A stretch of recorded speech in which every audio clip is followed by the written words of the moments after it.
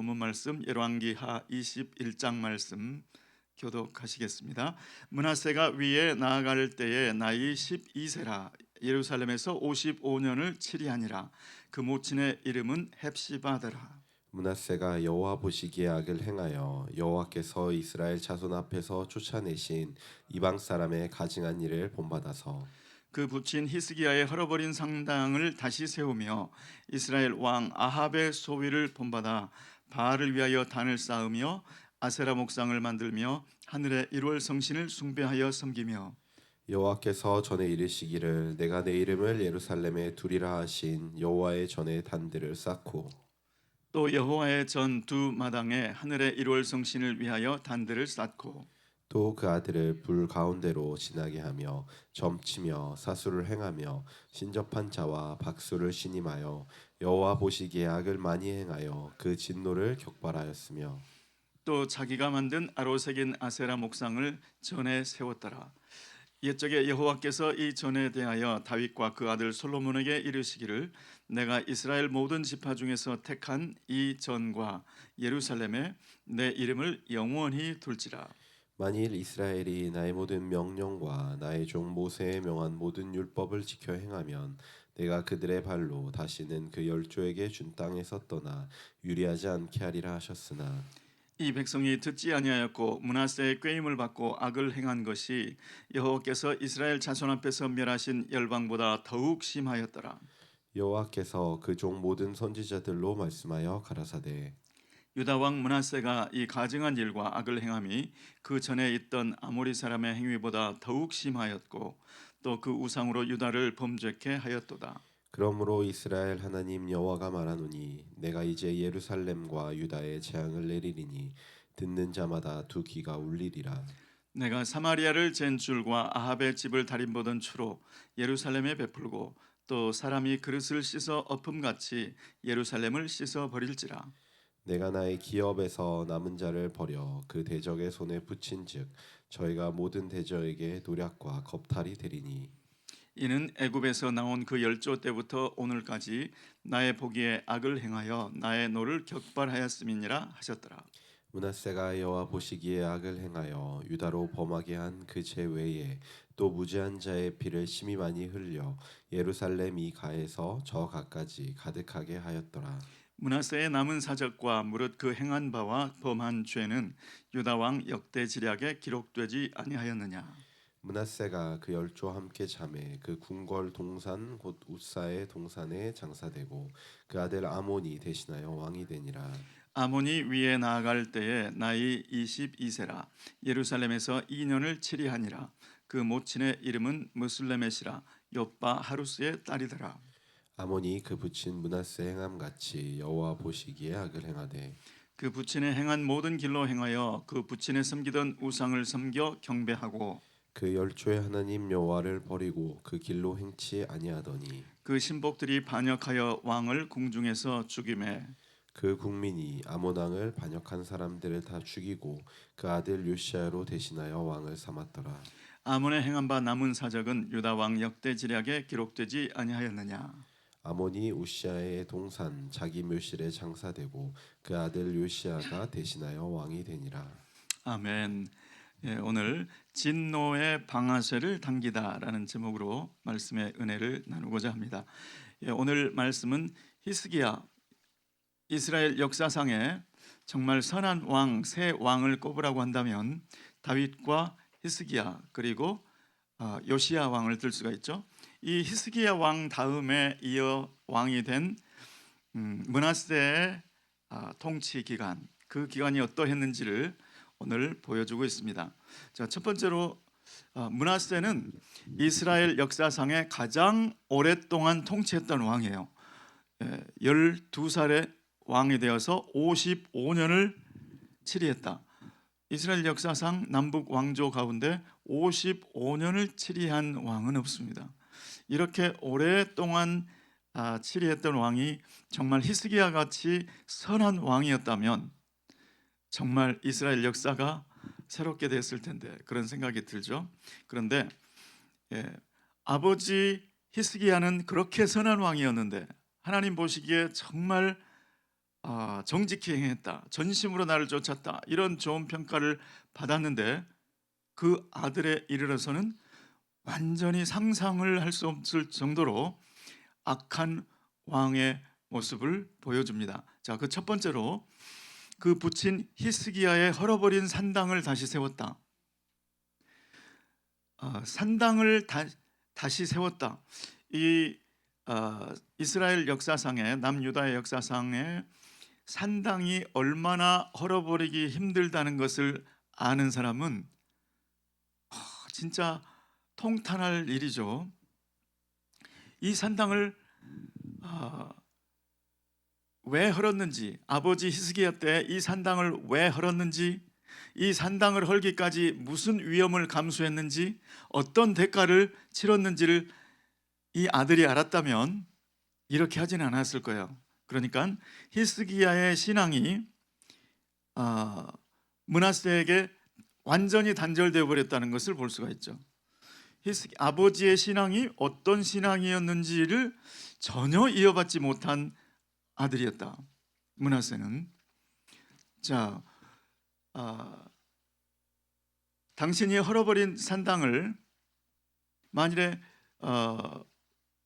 우리가 히스기야라고 한번 생각을 해봐요.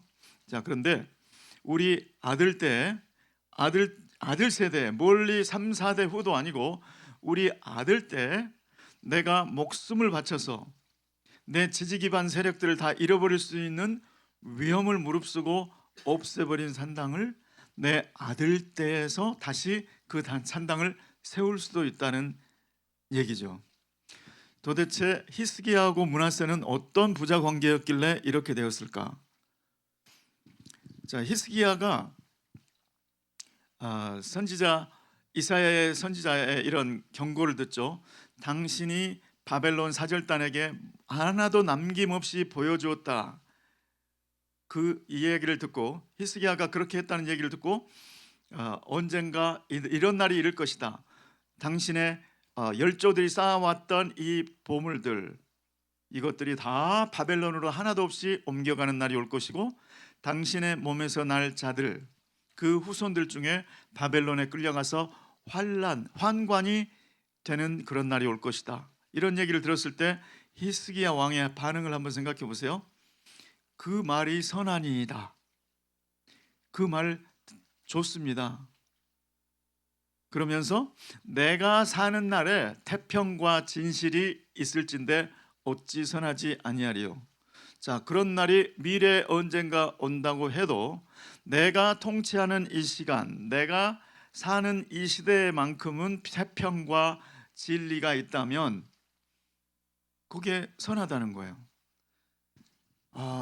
그러니까 히스기야가 정말 전심을 다해서 진심을 다해서 주님을 섬겼고 산당을 무너뜨리고 이런 거는 맞는데, 히스기야가 그 얘기를 들으면서 가슴을 쳐야 맞았는데, 비록 내 때에는 평안과 진실함이 있다 할지라도 우리 아들 때, 우리 후손 때 그런 일이 있다고 하면 이건 또 한 번 통곡과 눈물로 주님 앞에 나가야 되는 일인데 그렇게 하지 못했다. 그러니까 히스기야의 안목을 볼 수 있는 거죠.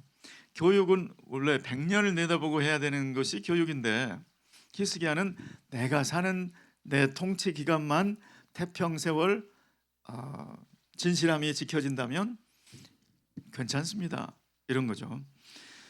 그러니까 12살에 왕이 되는 아들을 위해서 자기가 그렇게 빨리 죽을지는 몰랐을 수도 있죠. 히스기야가 54세에 죽었는데 죽고 왕이 되는 왕자는 12살밖에 되지 않았다. 그러니까 우리 자녀들은 언제 가장이 될지를 우리는 모르죠. 그 자녀들이 성년이 되기 전에 아버지의 신앙을 부모의 신앙이 전수돼야 될 줄로 믿습니다. 그러니까 부모 때에는 정말 선교와 전도에 열심이었는데 그 아들이 왜 우리 부모는 선교와 전도에 저렇게 올인하는지, 왜 그거를 해야 되는지가 전수가 안 되면 소용이 없죠. 또 아버지께서 왜 하는지는 알았는데 진짜 아버지가 부모님이 그 일에 저런 대가를 치르고서도 저걸 하는구나, 저런 대가를 치르고서도 저렇게 하는구나가 그게 보여져야, 그게 이해가 되어져야 비로소 자녀들의 신앙 가운데 저게 정말 중요한 거구나, 이게 각인이 된다는 거죠. 그래서 오늘 저와 여러분의 신앙생활, 정말 새벽기도의 이 신앙생활이 자녀들까지 자손 대대로 전달될 수 있기를 예수 그리스도의 이름으로 축원합니다. 그렇게 되려면 자녀들이 성년이 되기 전에, 내 품을 떠나기 전에, 요즘에는 사춘기도 일찍 오고 독립하려는 그런 성향들이 강하잖아요. 그러니까 멀리 볼 것 없이, 성년까지 볼 것 없이 10대에 자녀들이 우리 엄마 아빠는 이것 때문에 새벽 기도를 쌓았다, 이것 때문에 선교와 전도에 시간과 물질과 에너지를 쏟아붓는다, 그리고 그것을 지키기 위해서 엄마 아빠는 저녁에 TV도 안 보더라, 새벽 기도를, 새벽 예배를 쌓기 위해서 저런 대가를 치르더라, 또 선교와 전도를 위해서 저렇게 물질을 아끼고 저축하고 그렇게 물질을 사용했다, 시간을 사용했다. 엄마 아빠는 내 어렸을 때 기억에 우리 가족들을 위한 휴가도 계획했지만 꼭 그 휴가를 할애해서 선교지로 그렇게 향했다. 그걸 보고 자라야 전수가 된다는 것이죠. 그래서 해법은 이거를 가르칠 수 있는 동안에 내가 60, 70이 되어서 자녀를 낳는다면 힘들겠죠. 그러니까 젊을 때 자녀를 많이 낳으시길 바랍니다. 40대 여러분, 자녀를 낳되 많이 낳으시기를 바랍니다. 그리고 어렸을 때부터 내 신앙의 모습을 다 보여주라는 거죠. 아빠는 이래서 이거 하는 거야. 아빠 엄마는 그걸 위해서 엄마 아빠 눈물 흘리는 거 봤지? 땀 흘리는 거 봤지? 피 흘리면서까지 그거를 이루고자 하는 그 모습을 보았지? 이렇게 자녀들에게 신앙이 전수되어야 될 줄로 믿습니다. 아멘. 자, 그 다음에 보면 여호와의 전 안에 어디 산당을 다시 세웠다, 그래서 산당에 뭐 주상을 세웠다, 이런 것까지는 이해가 될 수 있을지도 모르는데, 여호와의 전에 그러한 바알을 위한 단을 세웠다, 그리고 아세라 목상을 과감하게 성전 안에 세웠다, 그리고 하늘의 1월 성신을 위하여 단들을 담대하게 성전 안에, 성전의 마당에 그거를 쌓는 모습, 그리고 아들들을 불 가운데로 지나가게 했다, 인신제사를 드리는 이런 모습까지도 가게 되었다는 것이죠. 자, 아버지 히스기야가 산당을 헐었던 이유는, 그리고 다윗이 산당을 헐었던 이유는, 여호와를 의지하는, 여호와를 섬기는 신앙은 전부 하나님께서 이 예루살렘 성전, 예루살렘에 와서 섬기라, 이런 뜻이었죠. 그래서 1년에 3차례, 무교절, 7.7절, 초막절, 1년에 3차례 이스라엘의 모든 남자는 다 여호와 앞에 와서 보일지니라. 그래서 남자들 그거 지키러 간다고 예수님도 요셉이 그 유월절을 지키러 가는 그 일행에 마리아와 12살 되었던 아기 예수님, 소년 예수도 거기에 함께 했었던 것이죠. 자, 그런 모습으로 섬기라고, 그러니까 언약을 따라 섬기는 것이 여호와 신앙이죠. 하나님께서는 언제 백성들하고 너희들 나를 어디서 섬길래, 그렇게 계약을 한 적이 없죠. 여호와의 이름을 두시려고 택한 그곳에 와서 섬겨라, 그냥 일방적인 거죠. 그거는 그 언약을 따라 섬기는 것이 성전 중심의 신앙, 언약에 따라 섬기는 언약 중심의 신앙이고, 산당은 무엇입니까? 편리함을 따라서 내 마음대로 내가 섬기기 좋은 장소에서 내가 원할 때 그렇게 섬기는 것이 산당이죠. 자, 그런데 오늘날로 한다면 코로나 시절 가운데 우리 대한민국의 기독교뿐만이 아니고 전 세계 기독교인들 가운데 온라인 예배가 이제 그때부터 생겼잖아요. 그런데 문제는 코로나가 끝났는데도 온라인 예배를 편안하게 생각한다. 내가 편안한 거예요. 그러니까 주일 예배를 드리는데 주일날 안 나온다는 거예요. 전화를 해도 안 돼요. 이게 적응이 된 거죠. 자, 오늘날 예수님께서 뭐 이 산에서 예배 드려야 됩니까? 저 산에서 예배 드려야 됩니까? 장소가 중요합니까? 이렇게 생각할 수도 있지만 히브리서에 분명히 뭐라고 말씀하시죠? 모이기를 피하는 어떤 사람들의 습관과 같이 하지 말라. 주님은 모임 중에 임하시는 줄 믿습니다. 주님은 모임을 기뻐하시는 줄 믿습니다. 주님은 모여서 서로 돌아보고 함께 모여서 함께 찬양하고 예배드릴 때 그 가운데 성령의 기름 부으심이 있는 줄로 믿습니다. 그래서 성전 예배의 중요성도 히스기야는 알았지만, 그래서 정말 산당을 무너뜨린다는 것은 보통 왕으로서는 하기 힘든 그런 일이죠. 그걸 무릅쓰고 했건만 이 아들 므낫세는 그거를 완전히 뒤집어 버리고 뿐만 아니라 여호와의 성전에 그렇게 우상을, 이방신을 위한 단을 만들고 우상을 세우고 하늘의 일월 성신을 위한 단을 만드는 그런 일을 저질렀다. 주님의 신앙의 그 정신을 모르면 얼마든지 우리도 우리 자녀들도 이렇게 변질될 수 있다는 것. 그래서 오늘 이 새벽에 정말 영과 진리로 예배하는, 하나님 영으로 예배한다는 것, 진리로 예배한다는 것이 무엇인지를 더 깊이 깨닫게 해달라고 기도하는 아침이 되시기를 예수 그리스도의 이름으로 축원합니다. 아멘. 여러분, 다윗 왕, 그리고 히스기야 왕, 그리고 요시야 왕, 요 세 왕이 이스라엘의 산당을 무너뜨린 왕이라고 말씀을 드렸습니다. 그런데 산당을 무너뜨린다는 것에 대해서 다시 한번 생각해 보기를 원합니다. 이거는 상식을 거스르는 일이었다. 수많은 백성들이 이미 산당에서 제사를 드리고 있는 거예요. 그러니까 이미 이게 공공연한 사실이 되어버린 거예요. 상식이 되어버렸고 문화가 되었고 그들의 종교관, 세계관을 이미 세계관 속에 싹 들어가 버린 거예요. 자, 그런데 이러이러해서 우리 산당을 없애겠습니다 하고 없애기 시작하면 어떻게 될까요? 지지 기반 세력들이 오히려 들고 일어날 수가 있다는 것이죠. 그러한 일을 했던 사람이 바로 다윗 왕이었고요. 또 히스기야 왕이었고, 히스기야 때는 그래서 모든 산당을 다 없애지 못했습니다. 실은 여러 산당을 없앴다 이렇게 나와 있어요. 요아스 때는 남왕국 유다뿐만이 아니고 북왕국, 그때만 해도 이제 아수르에서 멸망당한 후였으니까 그래도 산당이 있었던 거예요. 그런데 북왕국 이스라엘 지역까지 가서 모든 산당을 다 없애버렸죠. 특별히 베델에 있던 그 산당, 그 산당, 요시야라 이름하는 왕이 일어나서 이 제단에서 이 우상을 섬기던 제사장들의 뼈를 태울 것이다, 이런 예언이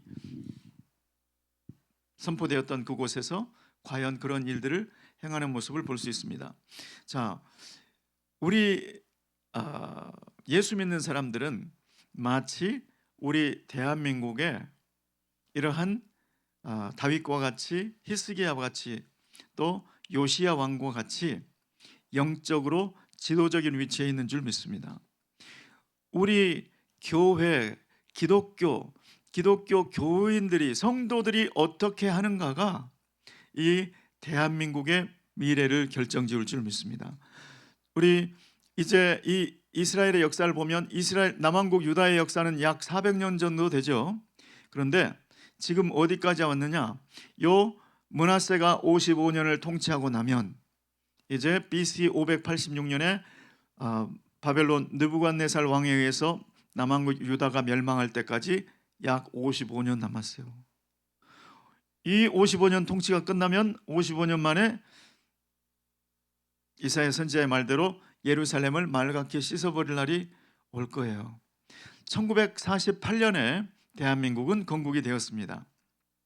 그러니까 지금 한 80년 정도 지난 거죠. 그러면 앞으로 80년 후에 대한민국은 어떤 모습으로 서 있을까?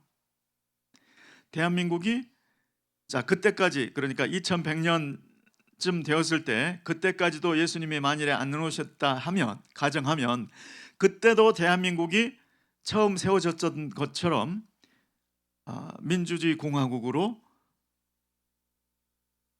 자유민주주의 공화국으로 서 있을 것인가? 이 이스라엘 역사를 교훈 삼아 보면 장담할 수 없다는 것이죠. 이스라엘 역사는 아버지 히스기야가 목숨을 걸고 정치적인 그 생명을 걸고 과감하게 개혁했던 그 산당들, 그 헐어버렸던 그것들을 다시 아들 때에 세우는 것을 본다면, 아들까지 그것을 지키려고, 아버지의 그 노선을 지키려고 목숨을 내가 버릴 각오를 하지 않으면, 그렇게 지키려고 하지 않으면 금방 선당을 헐었던 거 헐은 상태로 그냥 내버려둔 그 정도가 아니고 다시 세워버린, 금방 다시 세워버린. 대한민국은 민주주의, 자유민주주의가 소중한 줄을 모르고, 하나님을 섬기는데 소중한 줄을 모르고, 지키려고 하는 의지가 없고, 그것을 위해서 대가를 지불하려고 하는 마음이 없을 때 앞으로의 80년, 2100년까지 대한민국이 민주주의 공화제로 남을 가능성은 희박하다. 특히 주변에 중국 공산당, 러시아 공산당이 바로 옆에 붙어 있는데, 그리고 북한 공산당이 저렇게 있는데, 공산당은 절대 가만히 있지 않습니다. 공산당은 공작을 하는 당이에요. 공작. 그래서 어떻게 하면 전 나라의 체제를 흔들 수 있을 것인가? 어떻게 하면 미국을 흔들 수 있을 것인가? 힌두도 마찬가지입니다. 힌두도 가만히 있지 않습니다. 오래전에 전 세계 요가를 퍼뜨리면서, 요가를 통해서 어떻게 하면 힌두교 사상으로 힌두교 사상을 확산시킬 수 있을 것인가, 이런 전략적인 목표를 가지고 요가를 퍼뜨렸습니다. 요가는 절대 건강을 위한 운동이 아닙니다. 인도에서는 건강을 위한 운동으로 요가를 하는 사람이 한 사람도 없습니다.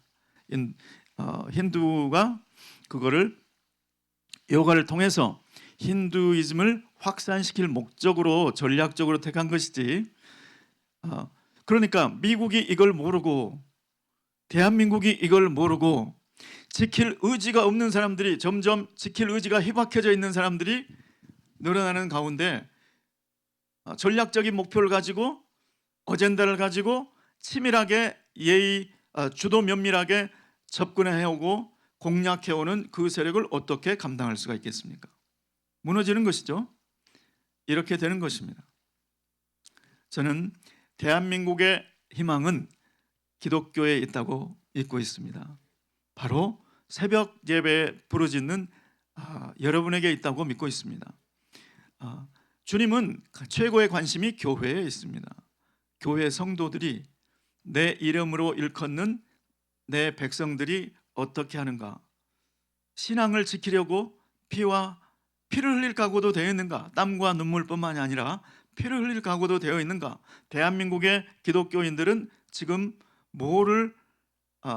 어떤 대가를 치를 준비가 되어 있는가? 이런 마음들을 주님은 살펴보고 계시고, 교회가 약화되면, 교회가 타락하면 소망이 없는 것이죠. 저와 여러분 주님의 소망이 되시기를 예수 그리스도의 이름으로 축원합니다. 그리고 여호와 보시기에 악을 행하여 유다로 범죄케 한 그 죄 외에, 므낫세 시절에 여호와의 마음을 직접 공략한 그 죄들 말고도 무죄한 자의 피를 심히 많이 흘려 사회적인 죄악이 또 만연했다는 거예요. 무죄한 자의 피, 아무 죄도 없는 사람을 덮어 씌워서 죄인으로 만드는 그러한 일들이 비일비재했다. 그러니까 나봇의 포도원 기억나시죠? 나봇의 그 포도원을 빼앗기 위해서 아무 죄도 없는 나봇에게 거짓 증인들을 세워서 합법적으로 율법에 의하면 두세 사람의 증인을 대면 한 사람을 사형에 처할 수 있다. 그래서 두 사람의 증인을 세워서 나봇을 죽여버린 이러한 사건이 바로 무죄한 피를 흘리는 사건이죠. 이러한 사건이 비일비재했다. 대한민국이 유전무죄, 무전유죄라는 말이 나온 지가 얼마나 오래되었습니까? 예, 이게 바로 주님을 슬프시게 하는 사회적인 죄악들이죠.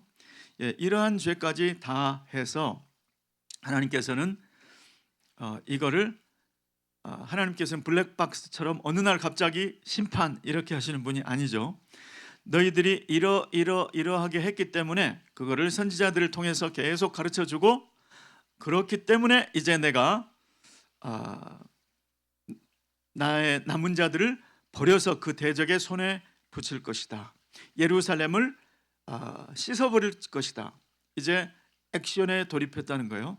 그 액션에 돌입하는 그 방아쇠를 누가 당겼나? 하나님이 당긴 게 아니고 므낫세가 가서 그냥 당겨버린 거죠. 하나님의 노를 점점점 가중시키더니 므낫세가 드디어 가서 그 격발장치를, 방아쇠를 당겨버렸다. 그래서 이제 돌이킬 수 없는 단계가 되어버렸다. 그래서 므낫세에서 이어서 아몬이 2년을 통치하고 다시 반짝 요시야가 개혁을 해보지만 이스라엘 역사는 돌이킬 수가 없이 무너져 내려갔다. 그리고 55년여 후에는 아쉽게도 느부갓네살 왕의 손에 바벨론의 포로로 끌려가는 그러한 신세가 되었다는 것이죠. 오늘 대한민국을 향한 진노는 지금 쌓아 올려져 가고 있는 것이죠. 사회적인 죄악, 그리고 교회가 약화돼 버리면, 교회는 약화되었습니다. 이미 산꼭대기에 있는, 산에 있는 수많은 기도원들은 텅텅 비고 이미 하나님을 찾는 그 열기가 식어버렸죠. 그래서 저는 이 새벽기도 이 단이 가득 차고 이 장소에서 주님 앞에 부르짖는 소리가 방음을 더 잘해야 될 정도로 정말 그렇게 부르짖는 우리 GMI 은혜교회가 되기를 예수 그리스도의 이름으로 축원합니다. 또 우리 서울에 있는, 또 전국에 있는 우리 교회가 되기를 예수 그리스도의 이름으로 축원합니다. 그래서 주님의 보시기에 내 이름으로 일컫는 내 백성이 너희들이 정말 악에서 떠났구나, 너희들이 정말 겸비하게 내 얼굴을 구하며 기도하는구나, 내가 너희들의 기도를 듣고 이 땅을 사할 것이고 이 나라의 역사를 고칠 것이다. 이러한 역사의 주인공이 되시기를 예수 그리스도의 이름으로 축원합니다. 기도하겠습니다. 고마우신 주님, 오늘 므낫세가 아버지 히스기야 왕의 그 신앙의 노선을 버리고 아합의 집의 길로 행하고, 아버지 하나님 그 이전에 가나안 지역에 살던 아모리 족속의 죄악보다도 더 가증한 죄악들로 하나님의 진노의 방아쇠를 당기는 그러한 안타까운 모양을 보았습니다. 하나님, 우리 GMI 은혜교회 성도들은 이와 반대로 하나님의 마음을 시원케 해드리고 하나님께서 대한민국을 살리시고 대한민국의 역사를 치료하시는 일에 쓰임받는 정말 선한 히스기야와 같은 노선을 걸 수 있도록 은혜 베풀어 주시옵소서. 예수 그리스도의 이름으로 기도드리옵나이다. 아멘.